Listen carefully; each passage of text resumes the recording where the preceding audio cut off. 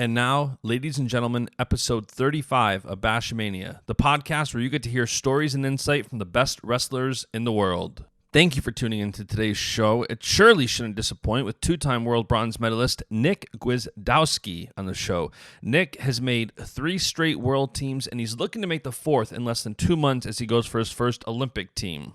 Nick is more often a quiet guy, which we get into on the show. And when you're quiet in a sport like wrestling, a very what have you done for me lately sport, you don't get nearly as much recognition, and it also leaves much to wonder. So I'm really happy to dive into this conversation with Nick and get his perspective on both his successes and the failures.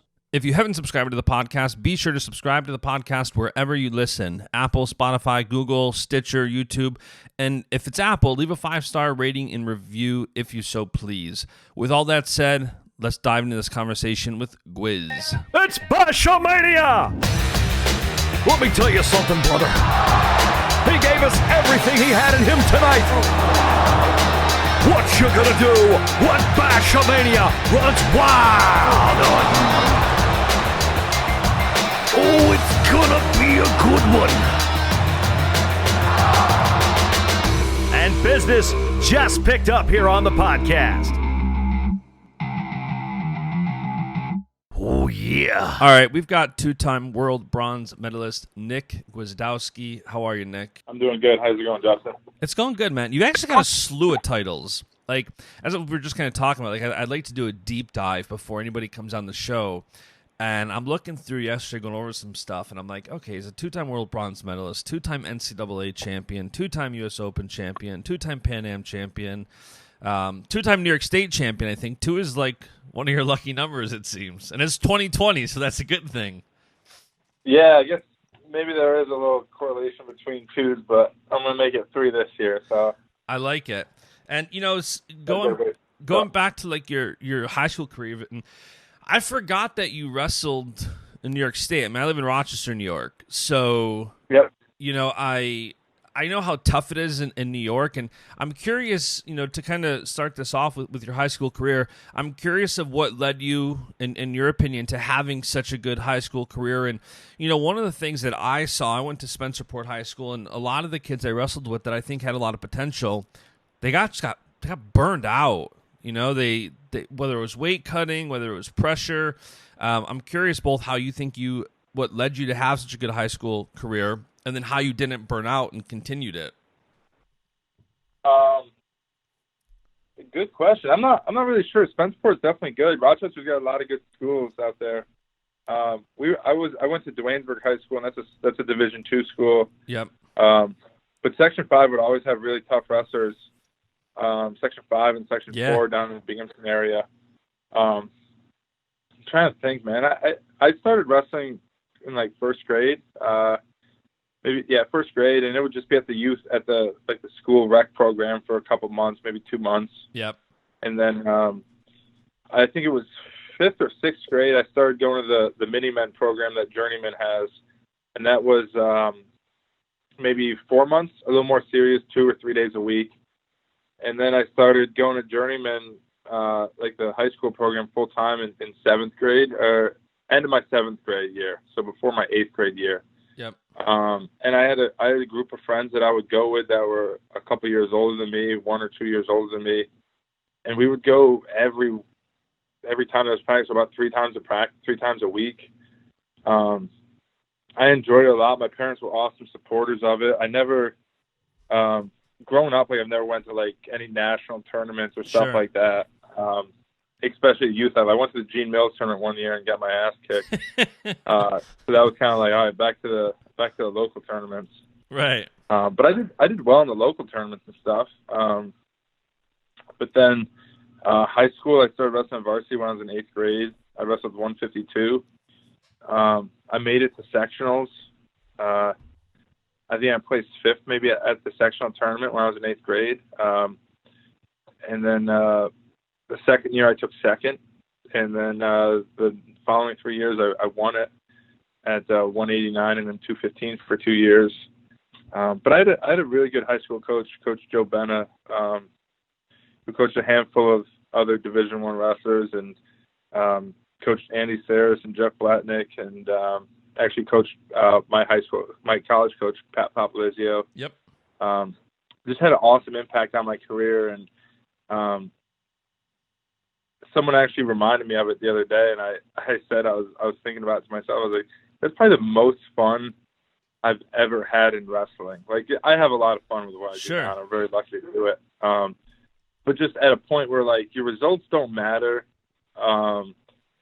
because you're the underdog every time, and you're hanging out with other kids in your school, but all of them are older than you. So, when you're 14, hanging out with a 17, 18-year-old is like, right, cool. Right. And you're going on bus trips with these guys, yep. and you're learning a lot, and those are things I really enjoy when I look back at them. So that was probably the part of my time where I really enjoyed wrestling. I enjoyed all through college too, of course, but I never, like, not at one point was like, this is my dream to wrestle Division I. That kind of became possible, not possible, but like in the realm of like, oh, this is what it is. Probably my like end of my sophomore year and maybe my beginning of my junior year.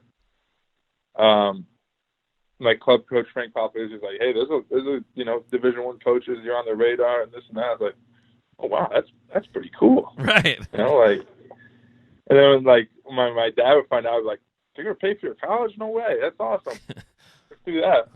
Totally. So. And then, from a standpoint of, you only lost like a couple matches in high school, right?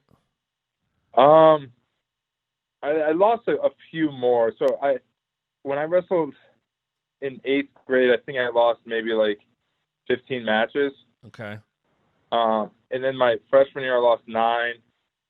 And then I lost 1 my junior year, and then I was undefeated my senior year. Okay. And did you feel, as you started to get undefeated, did you feel more pressure? Like, at what point did you know you were going to go to Binghamton, and did you start feeling pressure, like, okay, I got to get better because now I'm going to start wrestling, at the collegiate level, which is, such a bigger talent pool where I feel like the talent just, continues to jump levels. Like, did you start feeling pressure? No, not really. Like, all throughout high school, for the most part, I was wrestling kids older than me. Being an 8th grader or a freshman, right. Wrestling 152, 160, like, you're wrestling kids with tattoos and armpit hair or facial hair. Like, right. And then eventually, by my senior year, I was crushing people. Like, I actually pinned everyone my senior year before the 3rd period. So I went like 49-0 with like 40 pins before the 3rd period. That was my coach would actually just kind of let me know, like, hey, 2nd period's coming to an end, like, finish this off. Right. But no, I didn't really notice it like that. And I honestly, I had no clue what to expect when I got to college. I probably thought those guys were a lot better than they were, just because, there's a handful of guys I wrestled against. At Fargo, there was a couple guys that I outplaced that went on to Division I, and were placed in that tournaments and stuff like that. So I was like, all right, well, like, I placed higher this guy, and he's doing pretty good in college. So I belong in here somewhere. But then when I got to my freshman year of college, I didn't really wrestle anyone higher than. Well, I wrestled Ryan Flores from American University, and he like major decision me, and he was ranked like number 2 in the country. So going into the nationals, I was ranked like 20th, 19th. I had a decent record. I just didn't wrestle anyone lower than like higher ranked than like 19th and then 2. Right. So like I didn't really know what that range was to All-American there, and my coach was just real positive about it. Like, you can, you're in this mix. I'm like, am I? You tell me. I'll say I believe it, but I have no proof to base off of. Right. Is that what led you to NC State? Like, what led you from Binghamton to NC State? Following that year, we finished, as a team, we finished 14th in the country.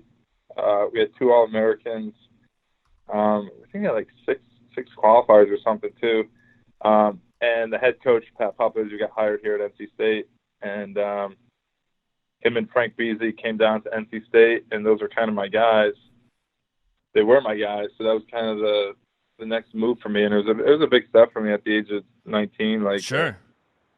I don't know anyone here, and I only know 2 guys here. So it was definitely a big step, and it was pretty hard for a year redshirting here, and I don't know anyone here. I don't know anyone at the school. I don't know anyone at the team. I didn't really get along with anyone on the not get along, but we weren't like buddies with anyone on the team. So it was a long year and a half until till I was able to wrestle, and when I was able to wrestle, I really used that to my advantage I looked forward to that time as okay, when I can start, that's when I'll get to know people, and right. That's when people will know me, because I know I'm going to do well. I'm going to do well, and that's how I'll meet new people. So that once that started and I became more well known, that I was much easier on myself, at least knowing people around town and around campus. And then you obviously jump such levels, then shortly thereafter you're a 2-time NCAA champion. What do you think led you to having such a nice jump, and just getting better and continuing to, have such dominance? What do you think contributed the most to that at that point where, you had such a great high school career, and then even coming in as a freshman, you're still feeling good, but then you obviously jump levels to become an NCAA champion and do it twice. What do you think helped lead to that?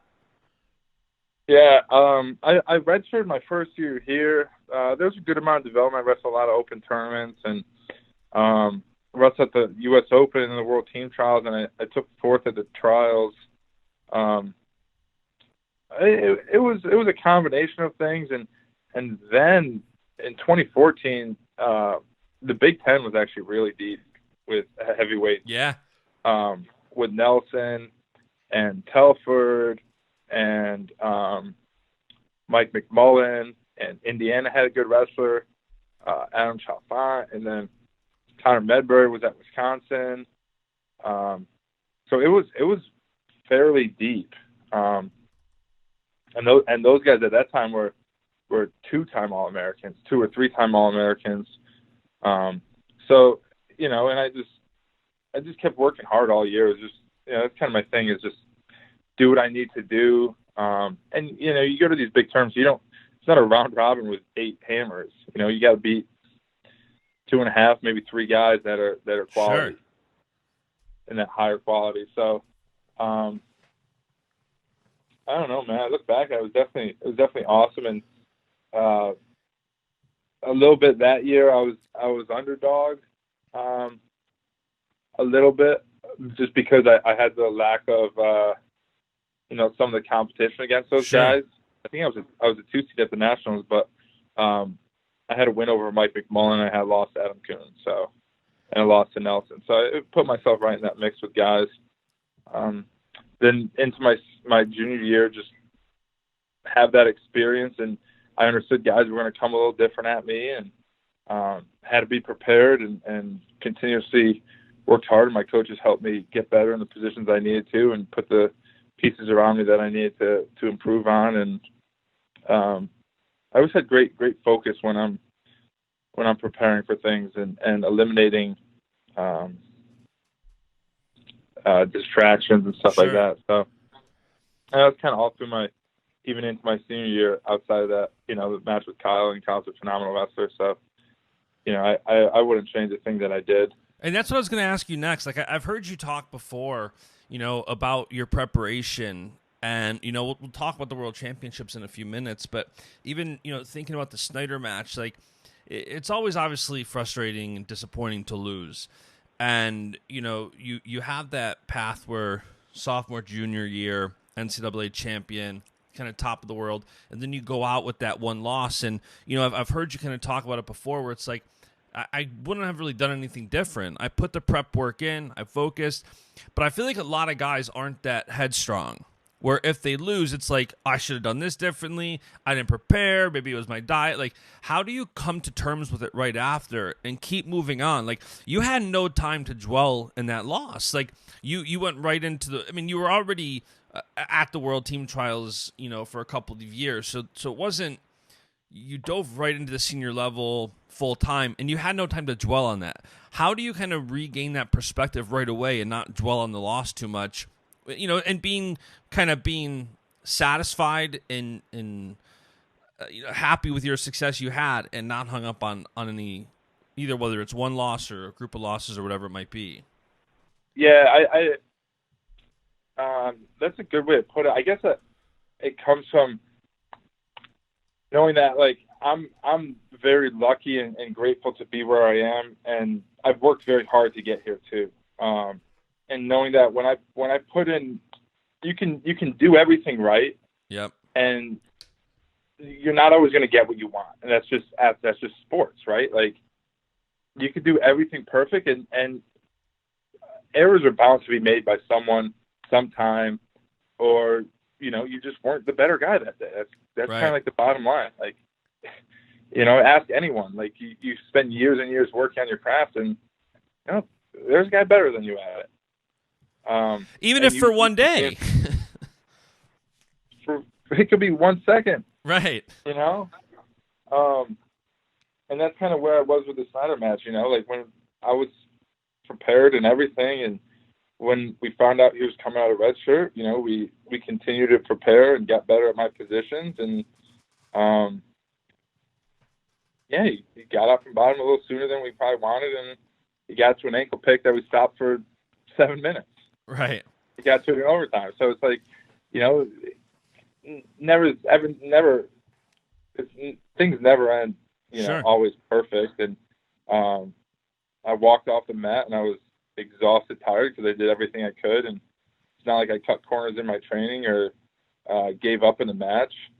I got to my leg in a good position and scored on it. So, yeah, will I want to change it? No, but I'm not going to, walk around with a proud face afterwards, because, like, darn, I was a 4-time All-American, and I wrestled in the finals 3 times and put on an awesome match, and I won 2 national championships also. Like, I got to be grateful for those things, and I took advantage of the opportunities I had when I was in those positions. So. And when you and speaking of, like, jumping right into the senior level right after that, like, from 2013 to 2016, while you're having such an incredible NCAA career, you're still right there at the world level. Like, you were 3rd, 2nd, 3rd, 4th, I think, from 2013 to 2000. I got to correct that now. I was actually 4th every year. Oh, really? At the trials, yes. I would either lose to Dom, Zach Ray, or Tyrell Fortune for 3rd every year. So. Wow. Okay. Yeah, was wrong there. So, but I'm curious, like, when you have those finishes, and so you're used to the senior level, but then after 2016, you graduate, you don't make the Olympic team, and then you kind of get back to work, and ever since then, you've made the world team every year, right? You're looking for 4th straight here as you try to make your first Olympic team. What do you think helped you make that jump on the freestyle senior level scene? Like, do you think it's that you didn't have to worry about college or folk style? Do you think it's that you just got better? Like, what happened in that switch from 2016 and 2017? Part of it is, that not having wrestle folk style, that made a big difference in terms of just mat savviness, and I wasn't losing these matches to those guys by a lot. It was a head pinch, a push out, a throw. Like, I wasn't getting smoked in these matches. Right. So, like, I was in them. It was just these things that those guys do year round in training, and I would do them for 3 months and then go to the trials. So I always knew, like, I'd be very well in the mix once you get these things down pat. So after that was done, I went to I just became more focused on those things, like fanatic about keeping my feet in balance and clearing out of front headlocks. And when I get to the leg, I'm in tight, my head's up. Things I still do to this day and still try to get better at, because you could be the best in the world at things and still lose at them. Right. So, totally. Always trying to get better at those things, but I improved them enough to beat those guys in our country. And then I'm pretty good at them in the world. I just need to continue to improve on them. So those are important things for me that I knew that I needed to improve on, and I worked on it with my coaches, and I kind of felt like it was, 4 years of being fourth is enough. Right. So I was done with that, and that was not going to happen again. Yeah, I gotta have USA Wrestling update that, because on the Team USA website, that's where I got the third, second, third, fourth from. That's annoying. No, I wish. It was, those are all fourth place finishes. And I'm curious too, like, it's obviously nice to not be in class anymore and not to focus on folk style. But, one thing I'm curious about, and I have, this is the 35th episode of this show, and I really can't believe I haven't asked this yet to anyone, but what was the attention transition like? NCAA Wrestling Championships is one of the greatest events in wrestling. I feel like every casual fan, every college fan, every high school fan, everybody tunes in, and it's almost like the pinnacle of the sport. And you go from being in the NCAA finals for 3 years to competing on the senior level, where you're in like back gyms in Budapest, Hungary, right? And even the World Championships, I don't think there's more than 1,000 to 2,000 people there maybe. Like, what was that like to go? And I know that's why so many people keep, mentioning about like wanting to go to MMA, because that spotlight's there in the bigger arenas. And with wrestling, it's kind of funny. You get past the NCAA level, and now you're going for a world and Olympic championship, and you start getting less attention. What was that attention like leaving college, where you did have so much of a spotlight on you, just the way the NCAA goes? It's very true. Like, the better you get, the more obscure places and, right. Less fans for the most part, most tournaments you have. In college, I definitely had my own, I was one of the figures of when I was coming through, just because of I think I won 88 straight matches through my sophomore to senior year. So there was a lot of spotlight on what I was doing. And then, of course, the match with Kyle and all that stuff. But then once you got to the senior level, you're up there with guys like Jordan and like Kyle again, and Jaden and David and Dake, and James Green's already got 2 world teams at that point. So just it's easier to blend in, and people that know me and know me in this pretty well, like, I really don't have a problem blending in sometimes. Sometimes I enjoy there being bigger figures around me, to where talk to them, and I'm gonna go grab my stuff and head on out. Right. Yeah, I'm the same way. That's just me sometimes. People tell me, oh, you should do this, you should do that. I'm like, honestly, like, I like to compete, and I like to wrestle, and I like to be as best as I can at this sport. And those other things, they're good if they come to me, but I don't always need to pursue all of them. And that's just how I am, whether it's good or bad. Sometimes how I view things. For sure. And, speaking of the World Championships, too, like, I'm curious, both, really all your different World Championships have kind of different stories that I've heard, but I'm curious of 2 different specific kind of storylines in particular. One is, I think it was 2017 when you dislocated your thumb right before the World Championships, and you hurt your ankle at the World Championships. It was 18, right? Budapest? Yeah. Yeah. Like, I'm so curious, because I was listening to a podcast you were on. You told that story about, both not having that full grip on your thumb and then hurting your ankle, and you're saying the pain was a 9 out of 10 that night when you had to go wrestle the next day. And I'm just so curious, how do you move on at that point when you're like, I mean, I don't know if everybody listens heard the story, but basically you couldn't even get out of bed to go to the bathroom, and here you had to go wrestle the next day. I feel like most people would throw the towel in. How do you not throw the towel in? Like, what's your mindset to push through that? That was a tough tournament, because I really felt like prep and everything was really good. And that was when the Worlds were in late October, right? And I dislocated my thumb in September at training camp. And that, like, I thought, I was like, oh, you just dislocated your thumb, it's back. Like, no, that thing hurts. Like, Right. there's a big ligament in your thumb, and when that gets dislocated, it looked disgusting. And then they put it back into place, and it was just swollen. You'd be surprised how much you need your thumb for. And then when you even bump it, it hurts. Yeah. And you think how much time you use your thumb to block and pull and all those things. So that was when it came around time for Worlds. I had a little like cast for it a little bit that I would tape on, and that was all right. But you're wrestling at the Worlds and guys see that, so the first thing they're gonna do is try to break your thumb, like squeeze it harder. Right. Yeah. And okay, whatever. And then I was wrestling well, and then I came into the second match of the tournament wrestling this guy from China that I've beaten before.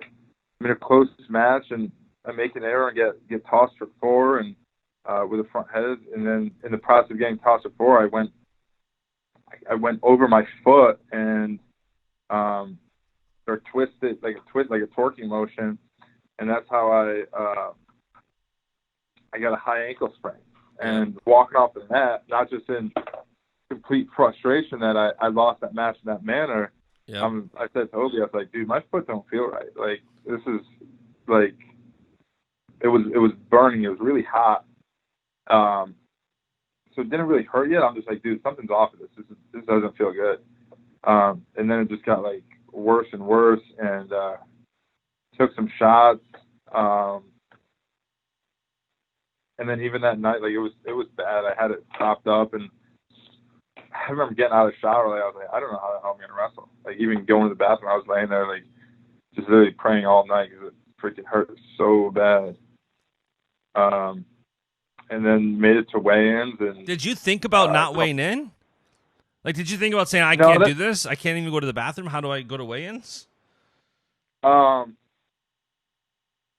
little bit, but at the same time, like, I knew with a shot I can still stand there, and then we'll give it a go. Yeah. I never felt forfeit, and it was extremely frustrating because I felt I really did, like, kind of every year, dude. I go to the World Championships, and I'm tuned up. Like, I feel great. Yeah. I'm healthy. I'm strong, and I'm like, I can't believe this happened. And let's see who we got to wrestle, and we'll see how it goes. And I'm just happy that I don't want to say covered it up because I'm still able to score takedowns and all those things, but it was not right for sure. And that's where you got to thank the team doctor and just kind of your effort to go out there and keep fighting. And after the fact, you couldn't be more proud of yourself because, people don't know what you went through, but you know what you went through. And, right. I'm happy this very unfortunate stuff happened, but I still showed up and put my shoes on and fought, which I think are some people do better than others. And it's just kind of the way wrestling is. And that's what makes, competitors and people that really want to get there find ways to get there sometimes. And I think it was a press conference you did at that World Championships when you talked about cutting out people who you don't want to hear and the naysayers and all those people.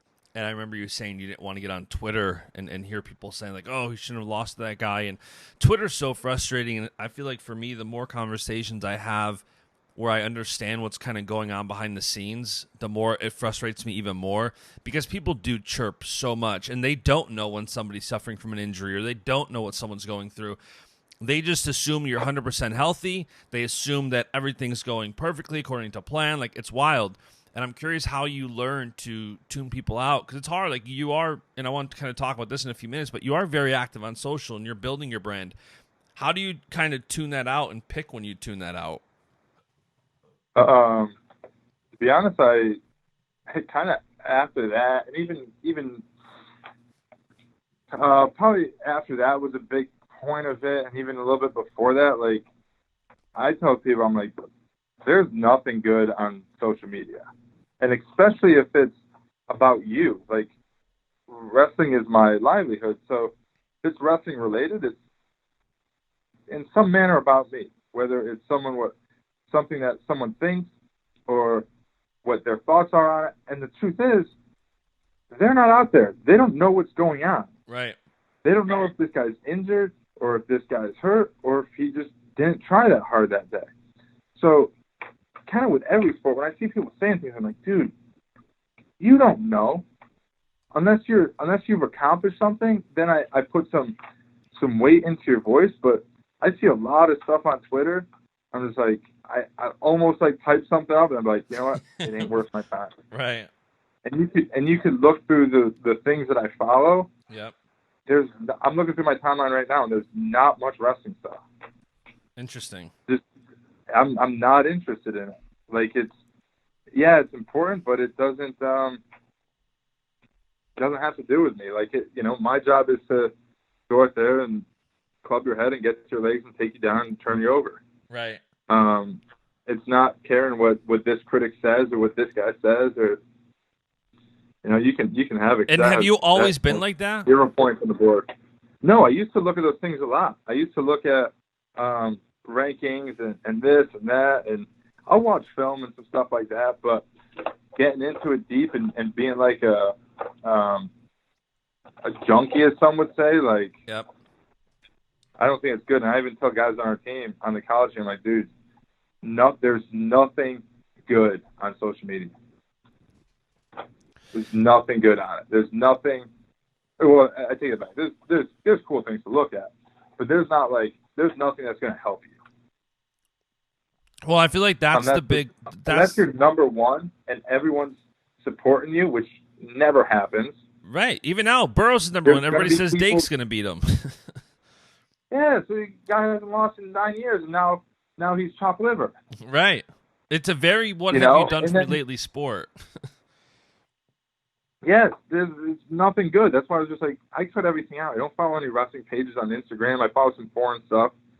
And my Twitter timeline is MMA, country music, and some friends. Like, and how do you no wrestling? How do you balance building your brand when you are very active and you tweet a lot about NC State and you are active, but how are you balancing building your brand with kind of tuning out and ignoring the vast majority of social? Which is probably I don't always do a great job at it. It's probably why I don't have the amount of followers as someone like our man PD3 that'll be tweeting at eggs. Getting in fights with people with no followers. Right. But I'll say that holds me back if that's it, but that's a compromise I'll take to have the peace of mind and the enjoyment that I have. Because I like looking at a lot of different things on there and seeing what my friends are up to or what different people are up to or what's going on in the news. But dude, in today's world, like, you could say the sun is shining and someone's gonna attack you for it. So right. So much that like I just keep my own thoughts to myself. And there'd be times like I'll have something good written up and then like I'll think of something like, dude, what if some idiot just comes at me like this? Like, you know what? I'll just keep it to myself. Like, it ain't worth it. Like, that stuff bothers me. So that part, like, I save a lot of my opinions to myself. And sometimes I notice the less you say, when you say something, it's got more value. So there's people that talk a lot and say a lot of things. Well, there's a lot coming out of your mouth. So when the guy that doesn't talk says something, I think people are more apt to listen sometimes. Sure. So. And I think too, like, I love Twitter, I love social media, but I do see the negative sides of it, and it is frustrating. I go to tweet out stuff too, and I'm not even relevant. Like, you're relevant. You're on the world team for 3 straight years, and still there's just such a level of, like, I go to tweet something, I'm like, I don't want to tweet this because even if 100 people agree, the 2 people who disagree and are going to start fighting with me, I don't want to deal with it right now. So you have to think about it constantly. Yeah, for sure does. And honestly, I kind of look forward to the day that I'm not going to be. Maybe someday I'll be totally off it, or maybe no one will care what I say someday. And even when that day comes, I probably won't be on social media. So maybe I'll find something to keep me busy enough after wrestling that I won't have time to read everyone's opinion and then think of my own. Just go about my own day. I was actually with a friend the other day, and his kids were like, "Oh, Dad, when can we get social media?" And their kids are like 12 and 10. He's like, "Son, no." He's like, "Come on, Dad, I really want it." I was like, "Dude, you don't want it. There's nothing good on there. There's nothing that's gonna enhance your life on social media. I'll tell you that right now." Yeah, there's a number of coaches that, I'm in marketing for a living, so we're helping people build websites and build their brand, and we're helping people utilize social on that side of it. But, there's a number of different high-level coaches that I talk to constantly that, they have the same perspective of nothing good is going to come from social media. And I'm like, well, what about brand building? And what about this? And, there's that conversation of, it's like, yeah, but what do you really gain from it if it's distracting you from your goals and from the conversation? And there's people that do a great job at it. Sure. There's people, you work with them that do it. Like someone like Jordan, that the content that he puts out is deep and is valuable. And then there's people that I feel like flood your timeline with just kind of ads. Yep. And then, I'll be honest, one thing that I like to try to do, and I don't want to say live by, is like, if you look at my Twitter timeline, I'll actually look at it right now, and if you know who I am, then that's actually pretty accurate of what I am. Sure. Who I am, the things I say, and how I act, and the things I'm into. So, I think someone else that's really good with that is James Green. Like, his timeline and the things he say, and if you know James, like, that's pretty accurate of. Yeah, it's a reflection of who he is, for sure.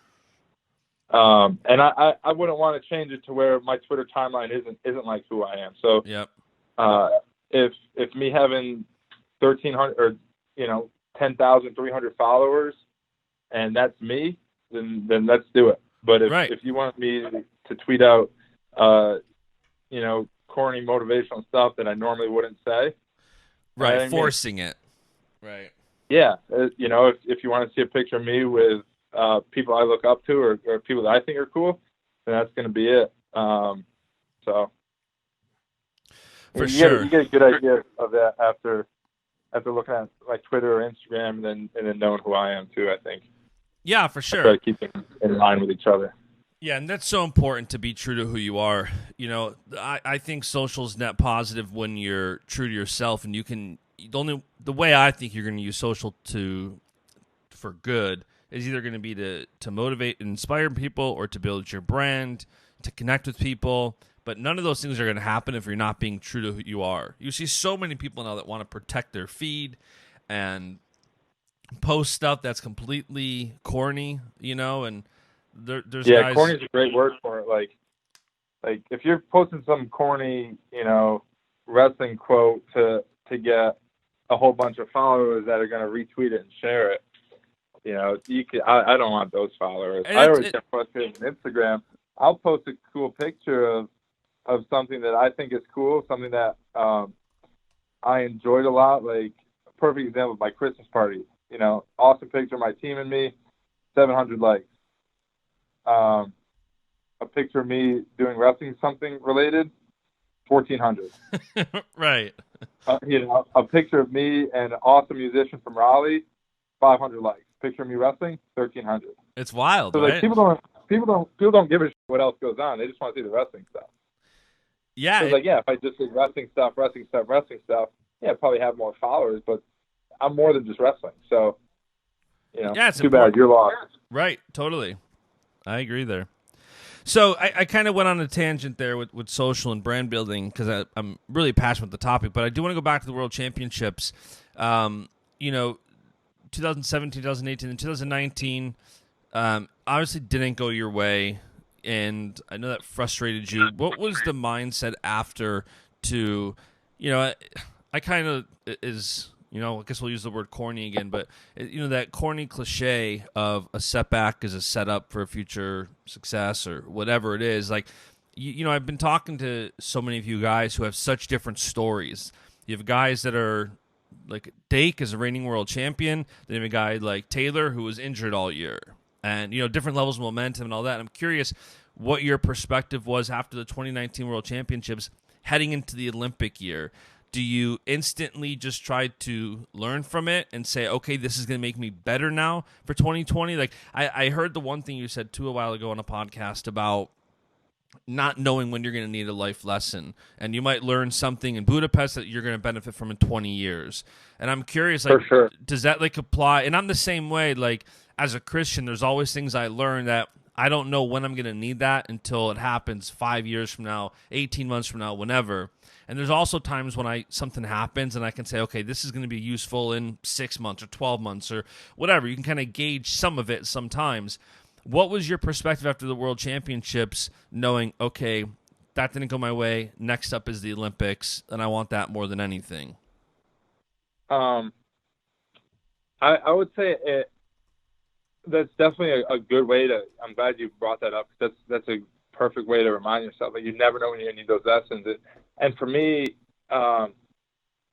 it definitely sucked, Like, there's no doubt about that, going out there and losing your first match in the way that I did. But I you always learn something from it, and I did. I learned that as much as I think I'm doing, in my training, like, well, what am I not doing? How am I not taking advantage of every possible thing I can be? And there were things I wasn't taking advantage of. I was like, you know what?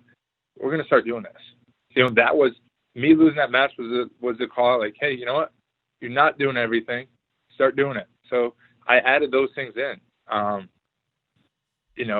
Talking with professionals in the field of sport and having better outlook on things and different mindsets when you go into wrestling matches. And that was something I never really had a problem with. And after that, I sat down with a professional and explained how things were.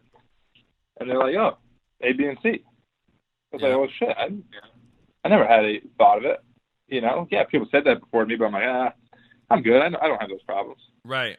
I trained my ass off, went over to Kazakhstan, and some Iranian guys showed me that I have that problem. Mm-hmm. So, yeah, you don't want to find out in those manners, but sometimes, for me, that's how I find out. And people learn things in different ways.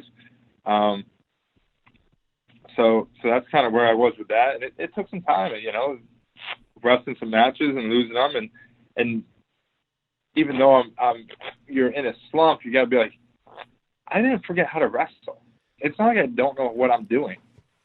I've been doing this for 20 years, and I'm pretty damn good at it if you look at the track record. Right. So it's not like just because you lose one match, you lose all your skill. No, you lose one match, and you're like, okay, well, make this adjustment, change this, and look at this a different way. I still know how to get out there and wrestle my ass off. I didn't lose those skills just because I lost a match. Right. And it, that people think like, oh, we lost a step, this or that. Like, everyone loses. Who within our country didn't lose within the past year and a half or 2 years? Right. Pretty sure everyone did. So it happens, and you figure it out, and you go, okay, well, let's adjust and go on. Pretty much everyone in the world has, minus maybe one person. Right. Not even. So yeah, people lose, and then they'll take some time away, figure it out. And in my case, I had to add some things, and you keep moving. So I think that's a testament to being a realist, to where, like, all right, you know what? I wasn't just a slip up. I need to adjust something. Let me adjust it, and we're on. Let's keep moving. So. And now you have, I think actually last year after Final X, I can't remember it verbatim, but I was standing over in the corner of the mat, and I remember you saying something. I think it was something along the lines of, you said something maybe to Piles, like, I'm still young, or I'm not that old, or something. Like, there was almost this kind of surprise, like, wow, he took out Gable. And I think you said something along the lines of like, I'm still young, or I'm not the old guy yet, or something. And I'm just curious about your perspective on the fact that, we do have this new wave of heavyweights that are not only really good, but they're getting a lot of attention, like Gable and Cassar, and even Mason Paris taking out Cassiope last week. Like, these heavyweights are fun. They're doing a lot of good, I think, for the last decade. I think heavyweights have been very fun, but historically they haven't been. And they're bringing so much life, and you have, the competition just keeps getting better. And I'm curious what your perspective is on this, group of young guns heading into the Olympic trials. Like, you are still young. You're in your 20s, and so are they, right? That's exactly it. Like they have. It's just the way it is. Like, they're in college. There's universities behind them. They have a 40-match season, and they make a lot of people money by representing their schools, and people, again, on social media, like, talk about them and stuff like that. And just because I'm retweeting country music lyrics and taking pictures of smoked meats doesn't mean that I don't know how to wrestle and I don't know how to get out there, and that I'm not relevant. So it's like I see those things, and the loudest voice isn't the one that wins. I think a perfect example is, like, for how many years was Tervel the best guy in the U.S. at heavyweight? Sure. And how many people had no clue who the hell he was? Right. Come a guy from Division II, and then as good as he was, like, he wasn't that popular, but that doesn't mean he can't wrestle. That guy's an awesome wrestler. So, right. Just because, and I'm not saying that it's bad to have those cheerleaders or stuff like that. It's just they're not out there on the mat with you. So, I understand. I understand that that's going to happen, and I understand that people always want to see the guy that's there lose and the new guy come in. And I know that the young guys have momentum and this and that. Like, I've lived through it. I've been through it, and I've learned from it. I've been the underdog, and I've been the favorite, and I've learned from both of them. So, it's another reason why I don't look at social media in wrestling stuff. It doesn't have there's no points given out for it. Yeah, listen, it doesn't.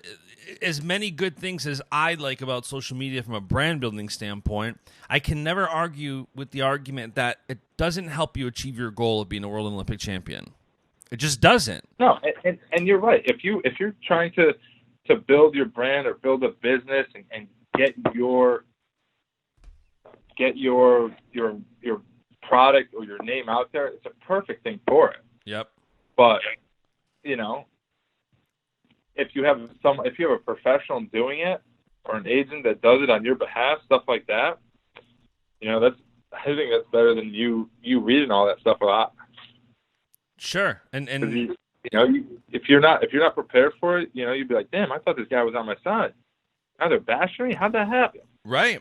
Oh, that's the nature of the business, buddy. They didn't tell you that when they were kissing your ass. Right. You'll find out on your own. They'll be right behind you 1 second. Next second, they'll have the headlights blaring and calling you out for losing a step.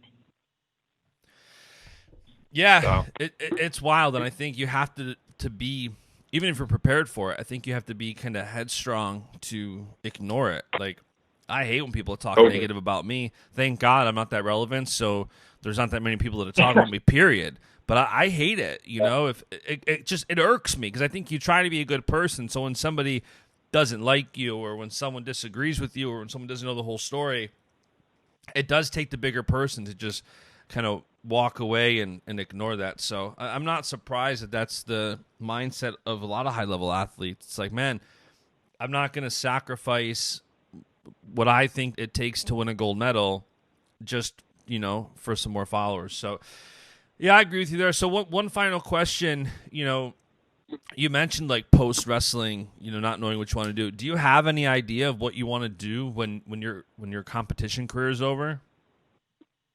I'm not really sure. There's a lot of things that I think about that I think I would enjoy. I definitely like coaching wrestling. I like seeing people improve, and I think the opportunity to have the impact on a person's life the same way that my coaches had an extremely positive influence on my life would be amazing to even try to emulate, right? But there's also things that interest me outside of wrestling. I have some interest in some real estate that I own. I don't know. I just feel like there's a skill set I developed that when I talk to people outside of wrestling, they're super interested in what I do. Sure. And to me, it's kind of boring, right? Because I live it. Right. But it's super interesting, and for other people, the average person does not have my experience in stressful situations or just being a world class something. Yep. You know, for sure. I think the commonalities between a world class investor or a world class athlete, they're very similar. There's attention to detail. There's hours diligence, that go right? Yeah. Yes, and it is. Yes. No, I don't know my way around the stock market, but do I have those skills that can overlap? For sure. Yeah, there's training that will take place, but you know, I don't think that's the hardest part when I talk to more and more people. I think the hardest part is just having the willingness and the motivation to keep getting after it, and the knowledge to work smart and work diligently and be excited about what you're doing. And I don't know, I just feel like the skills that I've learned through this wrestling, I want to put in some different field. But I also feel like I've learned too much in this sport just to let it marinate in my own mind and not share it with anyone. So yeah, for sure. I mean, I couldn't agree with you more on both those levels. I think one, there's that level of wanting to give back to the sport because it has given you so much. And at the same sense, I don't think, you know, it's always, I don't get sick of when people come on the show and they're like, look, and I'm a wrestler, but a wrestler isn't just who I am. Like, I'm so much more outside of a wrestler. And I think that's why you see guys like, you know, Taylor running different businesses on the outside, including a juice company. And you have these guys who, I think you said it best, like being a world-class something. Look at, you know, the success I've had in business is because I've done on the business side what you've done in the wrestling room. Like, it's hard work, it's discipline, it's attitude, it's effort, it's showing up on time. Like, being successful in business in other areas are the same thing. So you've already acquired the skill set. You've done the hardest thing, which is conditioning yourself to be successful at something. And if you have the skill set that you understand more than just wrestling, why not expand and explore those areas for sure? Yeah, and the people you're competing against in other fields don't have that same experience. So when you're used to going past the finish line and they're used to coming close to the finish line, you're gonna blow them out of the water.